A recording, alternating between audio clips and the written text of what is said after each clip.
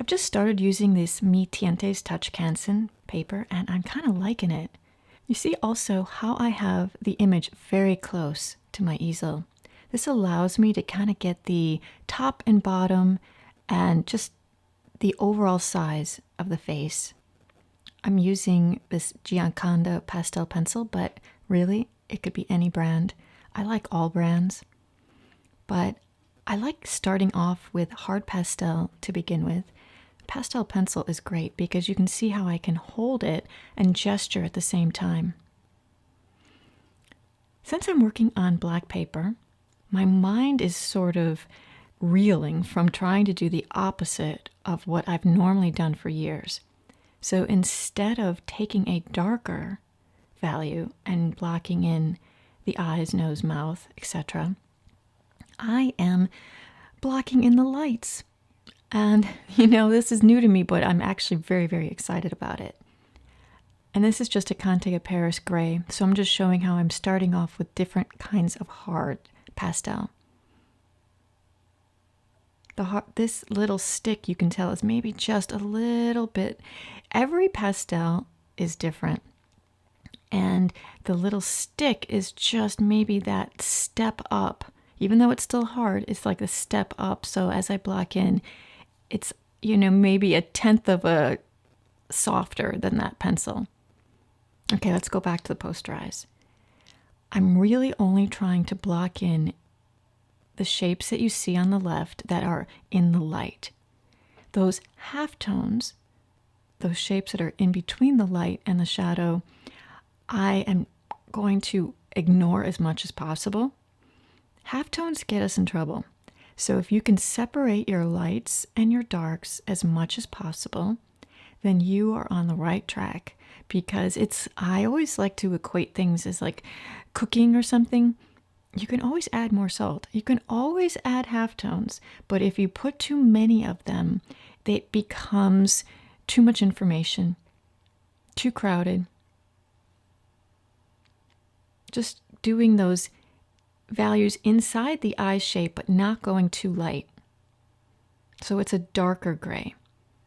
I'm constantly telling myself, do not put anything in the shadow shape, so that whole eye shape, that is as light as in the light shape of the nose or the forehead. That's how you keep a shadow shape solid. Nothing in there can be as light as what's in the light shapes. My pressure that I'm holding everything, no matter if it's soft or hard, is always the same pressure. So how you would build up is you just kind of go over it a little bit more. So now I'm going to this darker black hard pastel just to get those dark shapes of the eyes. This is what we would call like a more painterly approach. So instead of just drawing one eye to completion and going in there and putting highlights and stuff, I do the largest sunglass shape, and then the middle shape, and then the smallest shapes on top of that. And I've only been using hard pastel so far. I've been using the Conte of Paris sticks, and I'm using like a Rembrandt hard gray pastel too.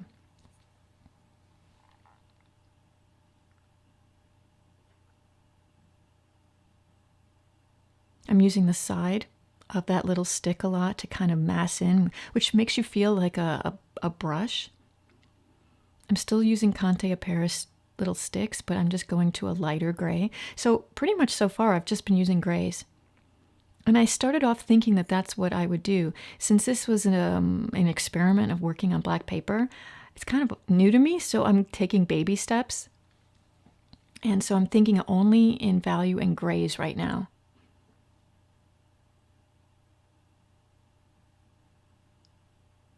That whole light pattern from the cheek over the nose to the other cheek is in the light. So be careful about making those transitions or halftones on the side of the nose too dark. It's very tempting because we want the nose to look three-dimensional, but if we make those halftones too dark, it ages the person, but it also becomes too much information, too heavy.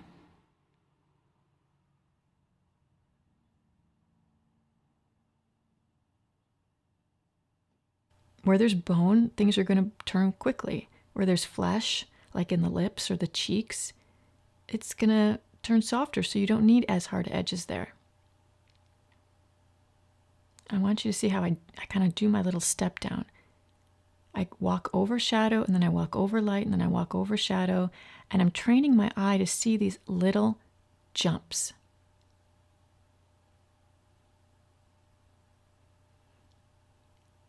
So now I've decided to add this pink. But we're squinting so that we lose information, but then the comparing is that we have to compare it to where the lightest light and darkest dark is.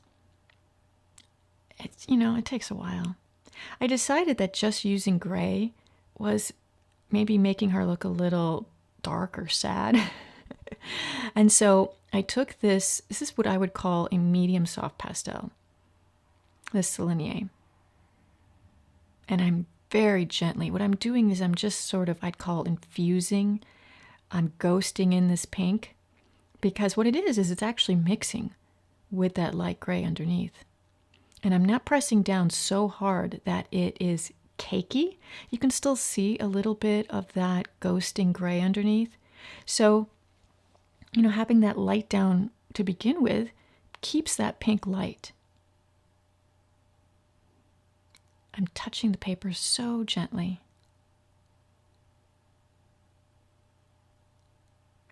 I felt I just wanted to warm her up. I have been kind of craving color recently. I used to only worry about value, and I was so into the tonalism of it. I don't know, my system has changed and I'm craving color.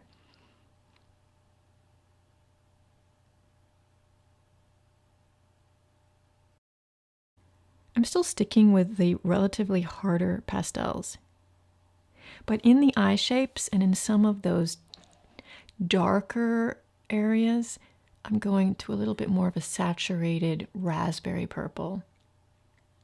And you see how when I'm putting this hard pastel over the pastel that's already on the paper, it blends it. It's like a blender. It infuses that shape with that more saturated purple, but it also blends what's underneath it. So the more I do this, the more it will become smoother, more refined, and that is just personality, meaning it's totally up to you how much you do, because you could completely, and we've all seen those pastels that are so, let's say finely tuned, that you almost can't tell, is it an oil painting, is it a pastel, because they've just used this technique of using harder pastels to sort of smooth and refine and blend. Now, personally, I don't want that. And that's kind of why I'm doing pastel. I don't want to just do refined stuff in pastel instead of oil. I like the immediacy of pastel. And it's going to be a learning curve. What kind of papers do I use? How much of this refinement? And I think as I do them, I'm probably going to get a little bit bolder and bolder and bolder. Soft, smooth papers will react to the pastel differently than more textured papers. So it's just doing a lot of them. Now I'm going back into this with my pencil because it's very difficult, no matter how much you break your hard pastel and make a point, to go in there and just show exactly where like the tear duct is. And to really figure out where the oval, the roundness of the dark of her eye. So make sure that your pastel pencil is at a good point. You sand it down with sandpaper.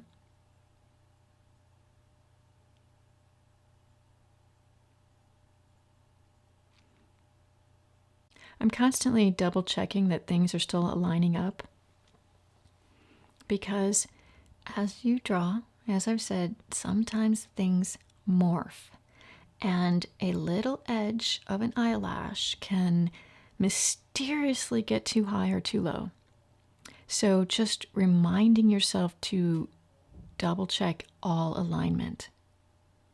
I'm always sort of looking at my photograph and making these little judgments, like how far is that side of the jaw to the shadow of the nose? See how I'm jumping over and seeing exactly where that is? So I always go from my interior features to my exterior, because the interior features are what's important. Now I'm choosing a very soft pastel. It's hard to see on this video, but it is the lightest shade of like a pink. So if you put it on a white paper, you could kind of tell that there's a warmth to it. And you see on the photo, she has that light just the top of her forehead where it hits the hair. And then it kind of fades down a little bit as it goes towards the eyebrows. Because it's so soft, you can't even sharpen it. You know, that's what makes it kind of velvety and fun. But it is, you know, it has a mind of its own. So you kind of put it down and then you use a harder pastel to kind of just mush it or blend it into place. I'm using the side of that hard pastel to kind of mass in a little bit more and make it look like brush strokes. Big strokes and small strokes. So I prefer to use like the bigger side to do that hair and neck. Now I'm just giving her a tiniest bit of eyelashes and really just kind of going over and seeing exactly where the side of that eye is, exactly where the tear ducts are. I would never go in there with too light to make those. She does have beautiful lower lids and they are catching the light, but I'm not going to go in there with my softest white pastel, or I'm not even going to go in there with a white hard pastel. Add color. So that looks light, but it's really a gray. I am going to give her the teensiest bit of a highlight there. I cannot be as bright as the one on the left, but I thought if I just give her the teensiest bit of a highlight, she won't look like she has a glass eye on the right side. Because if I just didn't do anything, it would look maybe a little bit dead or void. I'm definitely not one. I do not recommend overdoing highlights or giving highlights more prominence than they should have. I was very inspired to try dark papers for some reason, and I happen to have this Canson, and these are the colors in it. And you know, I have never once worked on black. So this is what I've been doing, and it freaked me out a little bit in the beginning. To tell you the truth, didn't know how I was going to start it. I first started off with just using these sort of really lights, you know, the whites and the light grays, and they really show up a lot on the black, and it was confronting to me. And then I went to a little bit darker grays, and then I knew I needed to have some color. So I added this pink, and then I kind of got crazy, and I started to add some of these like plum purples and blue purples, and then this really soft. I just knew I needed something, not just like a white on black. And now I've been debating what to do in the background, because she really is against a light background. So, God, I've been kind of scared, because once you put something down, it is very, let's say, you know, it's permanent, right? I started to pick up some of these like Terry Ludwig, really, really dark, and I was testing them out in the corner, and you see it's almost like a black and then even a very, very dark purple, because just to have a little bit of that pop of dark. And so you put some of this kind of soft blue pastel and a little bit of this other darker pastel over it. And it is a game, you know, it is a lot of it about trial and error. I've been practicing in the corner down here, because I know that if I do happen to like this, I probably can crop this out, or, you know, at least wipe it down. But I need to see what this green looks like. And so this is just one of those Conte Aparises. It's the exact same, remember, the same stuff you get from the pastel pencils, so it's very hard. And it is number 2340-34. It's really just a pure, almost like a Kelly green. It's starting to look pretty electric. There is something about having all your strokes in the same direction in certain areas. I don't know why, but there is. And I notice that sometimes when I do drawings, I will find myself doing that. So I'm sure I've been influenced in the past by seeing other people